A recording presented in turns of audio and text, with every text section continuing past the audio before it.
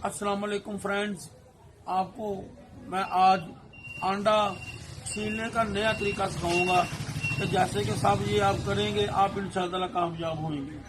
ठीक है। इसकी जो छोटी चीज वाली छोटे वाला हिस्सा है, यह वाला, इसको थोड़ा सा ऐसे करके थोड़ा सा इसको ऐसे कर लेना है कि हवा का प्रेशर जा सके। ठीक है। जो बड़ी वाली चीज है, इसको थोड़ा सा ऐसे करके थोड़ा सा बड़ा सा काट लेना है, अंडा इजीली तरीके से बाहर आ जाए। ठीक है।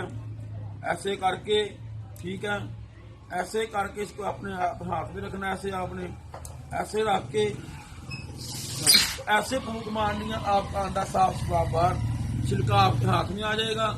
ऐसे फेंक देंगे, अंडा जो आपका बिल्कुल नीट एंड क्लीन आपके हाथ में आ जाएगा। और कैसा तरीका ये लगा मेरा सबको दोस्तों को, अगर पसंद आए तो